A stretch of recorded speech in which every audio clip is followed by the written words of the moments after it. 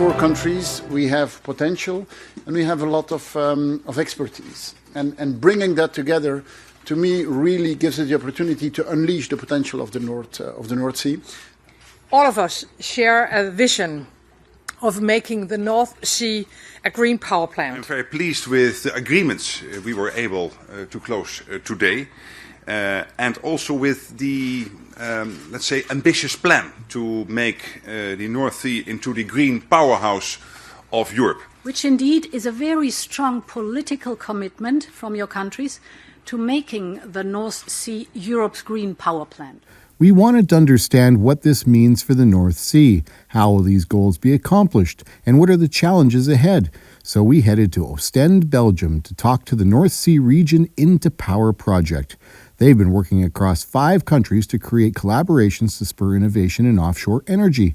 So what does this huge upscaling of offshore energy in the North Sea mean, and how does it impact what the project is doing? My opinion is that bringing all those different companies and organizations together in offshore wind, like we have been doing, is even more important now to stimulate these collaborations to grow faster and to innovate more together. So I think the relevance of the activities of what we have been doing became only more important. But while years of work have allowed the project to create a solid foundation to build off of, obstacles certainly loom to reach these lofty energy goals. And a lot of work is being done. We, for instance, have a collaboration between Denmark, Germany, the Netherlands and Belgium on exchanging energy.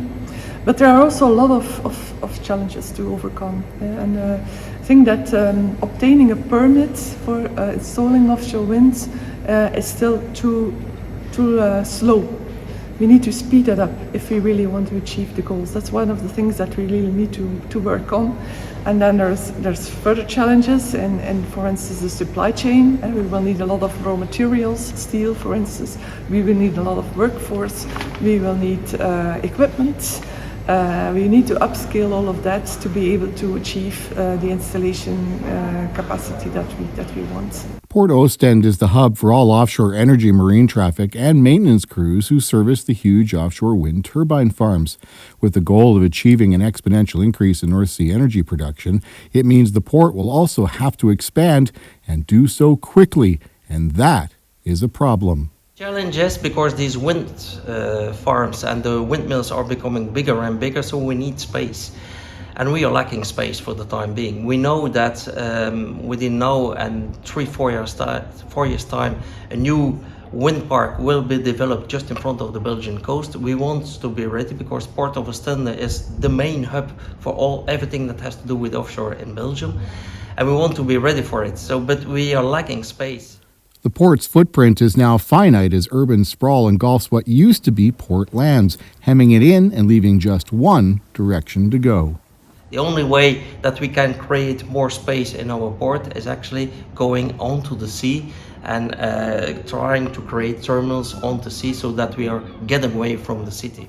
At GeoXYZ, their team of highly trained staff pores over reams of data about the ocean floor gathered and transmitted by the company's global fleet. This treasure trove of data about the seafloor is vital in informing engineers, including a lot of their clients in the offshore wind industry.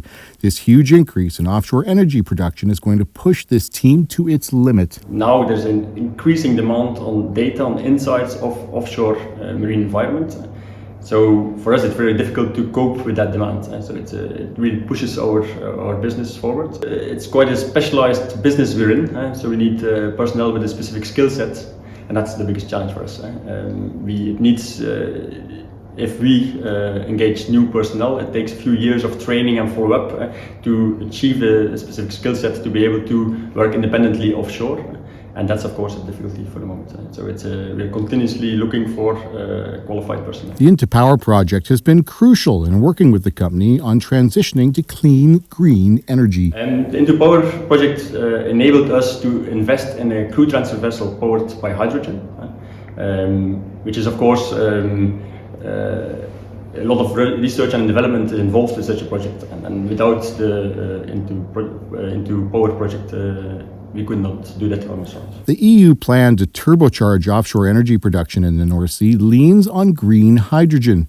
We wanted to better understand what role it will play. And hydrogen is also a transport means to transport green electricity, because green electricity is difficult to store. You can store it in a battery, but it's limited.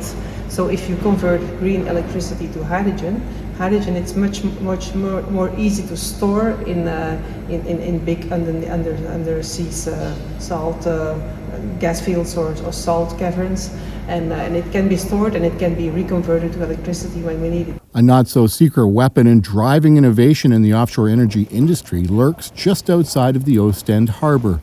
We went to take a closer look. So this is our blue Accelerator platform. Sitting in the middle of a 400-square-meter testing site, the maritime platform allows for the testing of all sorts of equipment and applications at sea level, as well as above and below the waterline.